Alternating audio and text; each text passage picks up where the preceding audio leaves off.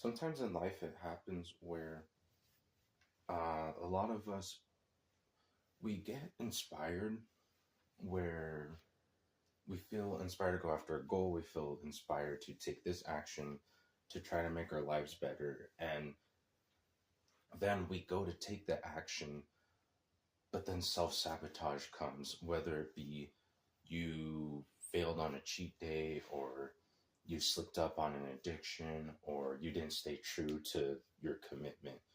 So, excuse me, this then starts a cycle of even more negativity, because then you're seeping into your addictions more and more, and then into the whatever habits or vices you had are now in control of you. But this is kind of a two-step problem. So that's one camp. And then in the other camp, which I guess overall is three problems, but let's just start with two camps. So that's one camp. The other camp is people who they get these great ideas, but they don't take any action to do them. So their brain all day is like, you know, this would be a great business idea. This is a good way to get fit. This is a good way to do this or that. And the ideas are abundant and are really beautiful and powerful and like could create a lot of change, but then they don't.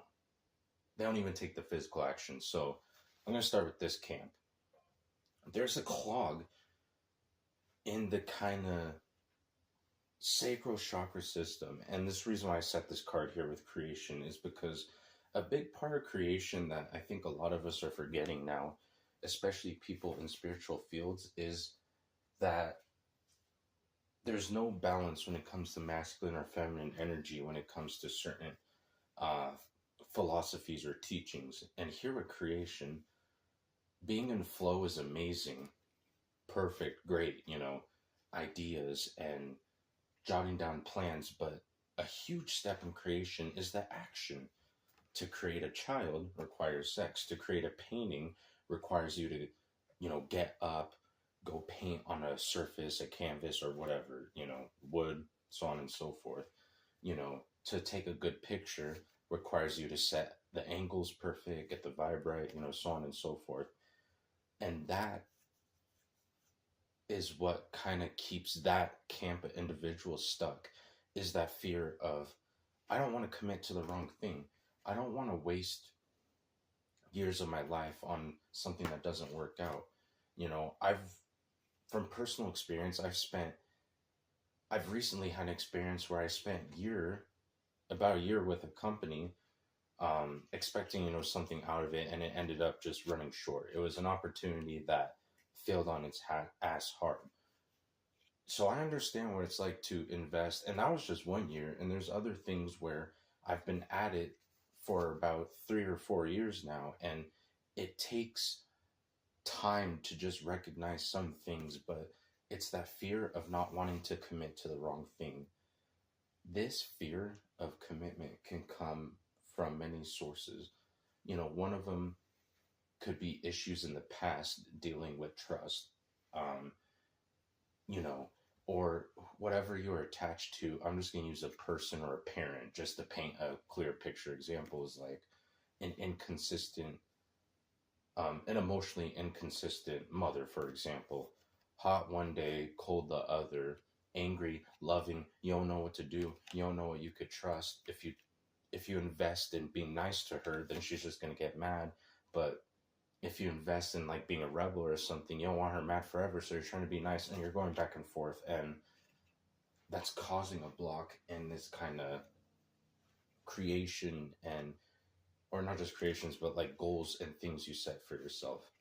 Now, there could be other reasons too. It could just be a fear of not wanting to invest in the wrong things. And simply, some people don't like having their time wasted. So imagine investing 5 years in a business, realizing it failed, but you have to take a chance in life, and you don't know when your last day would be. And for me personally, I would totally love to, like, if I died in that process, to just live in that moment, because again, you want to enjoy the best you can out of life while you still have it, while also putting in the work. It's a balance, but that's for that camp. is blocking the action. And then over here, taking the action but not staying consistent with it is also commitment too. But it's a little bit different. This is more a commitment to yourself and self doubt. This can come from self sabotaging behaviors.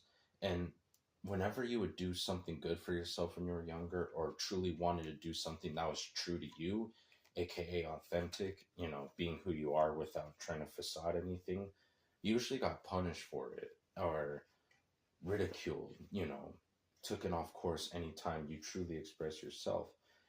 I know I've experienced this and I still will sometimes, today, but it just doesn't have that much of an effect on me now as it did before, but it was deep, deep. And this can happen, a lot because sometimes the people around us, they, believe they know what's in our best interest all the time without knowing all the experiences we've went through fully, you know. I'm just speaking, from my experience, not a lot of people in my family knew about like the sexual grooming and the abuse that was going on in the family and was happening with me.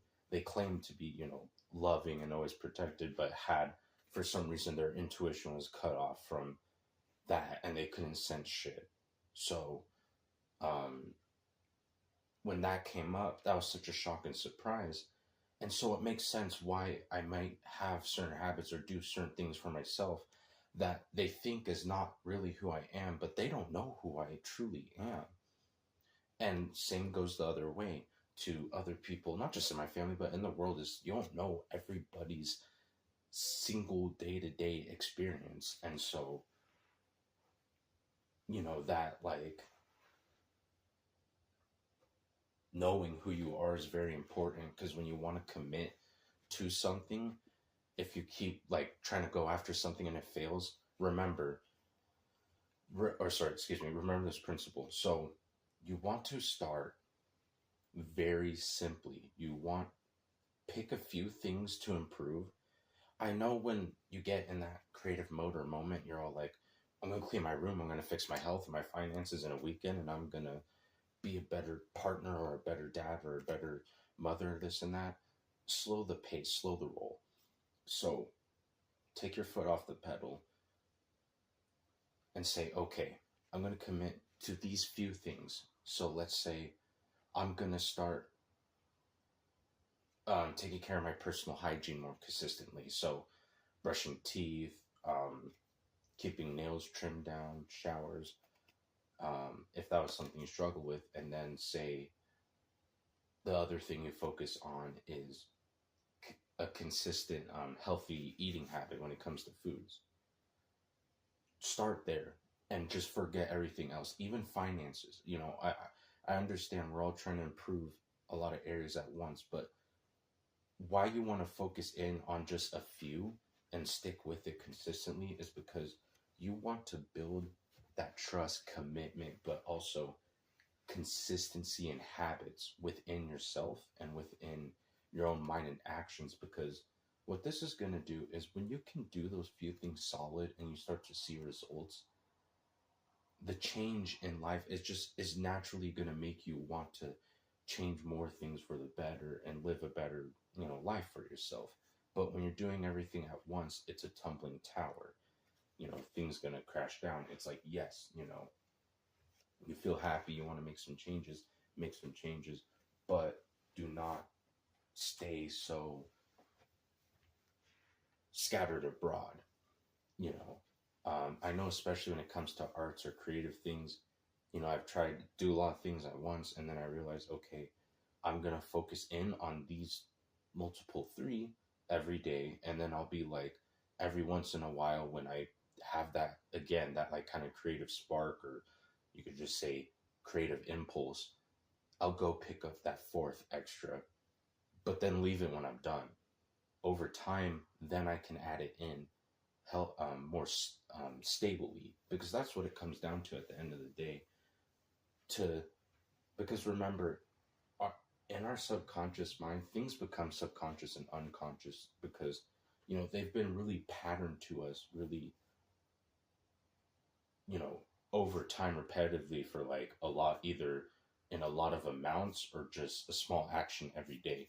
That's why martial artists, they can pull a move in a second without even thinking about it because they built that consistency over time to just punch or just do a jab cross or a roundhouse kick, to where now they could have the command over their body and their mind. When they put that intention out there, it just happens.